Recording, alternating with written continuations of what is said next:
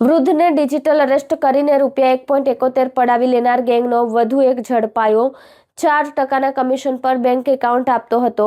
સુરતમાં 61 વર્ષીય વૃદ્ધને digital arrest કરીને ₹1.71 કરોડ પડાવનાર ટોળકીના વધુ એક ઠગ આરોપીને દિલ્હી એરપોર્ટ પરથી ઝડપી પાડ્યો હતો। સાયબર ક્રાઇમ સેલ દ્વારા મળતી માહિતી અનુસાર વેસુ ખાતે રહેતા 61 વર્ષીય વૃદ્ધને એક અધિકારીના નામે ફોન કરી આધાર કાર્ડ પર સિમ કાર્ડ એક્ટિવ થયું છે। આ બેંક એકાઉન્ટમાં મોટા પાયે નાણાકીય વ્યવહારો થયા છે, જેથી મની લોન્ડરિંગ અને ફ્રોડ કેસમાં સંડોવણી હોવાનું જણાવી પોલીસ તરીકેની ખોટી ઓળખ આપી ધમકાવ્યા હતા।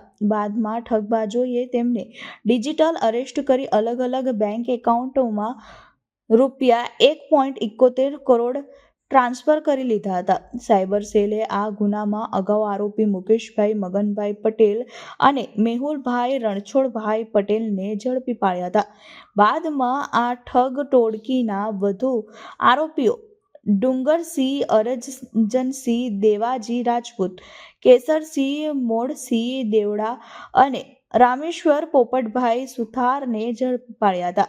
બાદમાં સાયબર ક્રાઇમ સેલ પોલીસે આ ગુનામાં વધુ એક આરોપી શંકર સોમાભાઈ ખેમસીભાઈ ચૌધરીને દિલ્હી એરપોર્ટ પરથી ઝડપી પાડ્યો હતો।